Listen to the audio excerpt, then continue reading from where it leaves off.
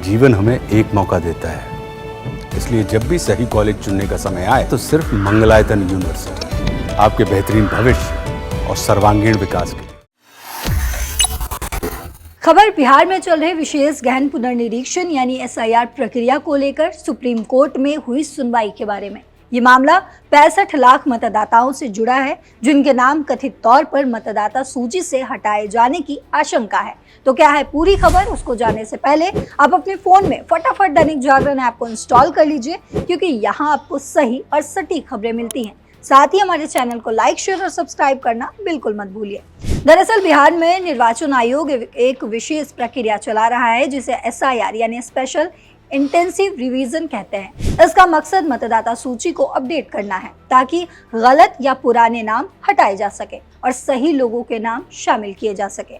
लेकिन याचिकाकर्ताओं जैसे एसोसिएशन फॉर डेमोक्रेटिक रिफॉर्म्स और आरजेडी सांसद मनोज झा का आरोप है कि इस प्रक्रिया में 65 लाख लोगों के नाम मतदाता सूची से हटाए जा रहे हैं। इनका कहना है कि ऐसा करके लोगों को उनके वोट देने के अधिकार से वंचित किया जा रहा है। आपको बता दें कि सुप्रीम कोर्ट में ये मामला 29 जुलाई को जस्टिस सूर्यकांत और जस्टिस जय माल्या बागची की बेंच के सामने आया। याचिकाकर्ताओं की तरफ से वरिष्ठ वकील कपिल सिब्बल और प्रशांत भूषण ने पक्ष रखा। प्रशांत भूषण ने कहा कि निर्वाचन आयोग ने बताया है कि 65 लाख लोगों ने गणना प्रपत्र यानी फॉर्म जमा नहीं किए। आयोग का कहना है कि ये लोग या तो मृत हैं या कहीं और चले गए, लेकिन याचिकाकर्ताओं का दावा है कि ऐसा नहीं है और कोई जीवित लोगों के नाम भी गलत तरीके से हटाए जा रहे हैं। इस पर जस्टिस सूर्यकांत ने कहा है कि निर्वाचन आयोग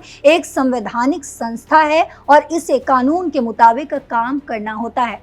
उन्होंने याचिकाकर्ताओं से कहा कि अगर कोई गड़बड़ी हो रही है तो सबूत लाइए। जस्टिस बागची ने तो ये भी कहा कि अगर आपको लगता है कि जीवित लोगों के नाम गलत तरीके से मृत बताकर हटाए जा रहे हैं तो कम से कम 15 ऐसे लोगों की लिस्ट लाइए जो जीवित हो लेकिन उन्हें मृत बताया गया हो। कोर्ट ने ये भी जोड़ा कि अगर बड़े पैमाने पर नाम हटाए गए होंगे तो कोर्ट तुरंत हस्तक्षेप करेगा।